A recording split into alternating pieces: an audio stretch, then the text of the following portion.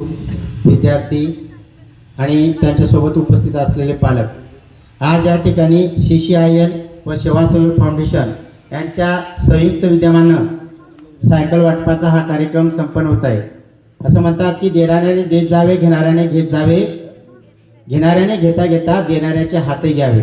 या उक्तीप्रमाणे सेवासेवी फाउंडेशन आणि CCIL हे आपल्या शाळेतील विद्यार्थिनींना सायकल वाटप करत आहे। या सायकल वाटपामुळं ज्या विद्यार्थिनी आमच्या शाळेपासून खूप दूर अंतरावर आहेत, ज्यांना येण्या जाण्यास त्रास होतो, त्या विद्यार्थ्यांना शाळेत येण्यास सुकर होईल। त्याचबरोबर मुलींना घरी सुद्धा भरपूर प्रकारची कामं आपली आई सांगत असते आणि त्यामुळे त्यांना शाळेत येण्यास उशीर होतो।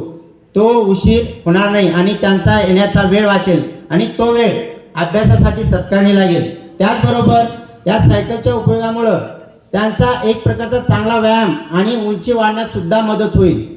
आणि आता जर बघितलं तर अनेक प्रकारची वाहनं ही मोठ्या प्रमाणात वापरली जात आहेत, त्यामुळं प्रदूषण फार मोठ्या प्रमाणात होत आहे आणि या सायकलच्या वापरामुळं हे प्रदूषण सुद्धा कमी होईल। मोठ्या मोठ्या शहरांमध्ये जर बघितलं तर अनेक माणसं सुद्धा आता सायकलचा उपयोग करत आहेत। व्यायाम करण्यासाठी सुद्धा जिम मध्ये सायकल ठेवलेली असते की जेणेकरून तो व्यायाम व्हावा आणि हा चांगल्या प्रतीचा व्यायाम या CCIL आणि सेवासेवी फाउंडेशन यांनी जी सायकल दिली आहे त्यामधून नक्कीच आमच्या विद्यार्थ्यांना होईल आणि या सायकलमुळं आमच्या शाळेतील विद्यार्थिनीचं उपस्थितीचं प्रमाण हे नक्कीच वाढणार आहे।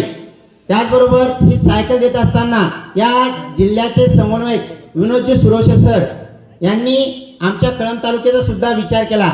खरं तर ते परांडा तालुक्यात नोकरीला आहेत आणि मी त्यांना परांडा तालुक्यात असताना त्यांना मी जवळून बघितलं आहे। आम्ही एकाच केंद्रामध्ये नोकरीला होतो। तर सर सुरुवातीला ठाणे जिल्ह्यात नोकरीला होते आणि त्या ठिकाणी सुद्धा त्या डोंगराळ भागात, दुर्गम भागात जिथं डोंगराळ होता आणि जंगल प्रदेश होता त्या ठिकाणी सध्या त्यांनी उत्कृष्ट कार्य केलं आणि CSR फंडातून आपल्या शाळेला सहकार्य कसं मिळेल याचं त्यांनी वेळोवेळी प्रयत्न केला आणि तीच पद्धत इथं आल्यावर सुद्धा त्यांनी ती राबवली आणि आपल्या जिल्ह्यातील सर्व शाळांना चांगल्या पद्धतीचा फायदा कसा होईल ते विनोदजी सुरोशे सरांनी प्रयत्न केलेला आहे। आता मागच जर बघितलं तर मोठ्या प्रमाणात पूर आलेला होता आणि या पुरामध्ये सुद्धा त्या परांडा तालुक्यात जवळपास 2 कोटीचा लाभ तिथल्या लोकांना पूरग्रस्तांना त्यांनी दिलेला आहे। त्यासाठी एकदा विनोदजी सुरोशे सरांसाठी जोरदार टाळ्या होऊ द्या। त्याचबरोबर छान पद्धतीचं सेवासेवी फाउंडेशन कम्प्युटर लॅब सुद्धा देत असतं। शाळेसाठी क्रीडा साहित्य आणि उत्कृष्ट पद्धतीचे दप्तर दरवर्षी वाटप करत असतं। त्याच पद्धतीचं सहकार्य आमच्या कळंब तालुक्यातील शाळांना मिळावं असे मी विनोदजी सुरोशे सरांकडे विनंती करतो आणि मी माझे 2 शब्द संपवतो। धन्यवाद। धन्यवाद सर। आपण आपला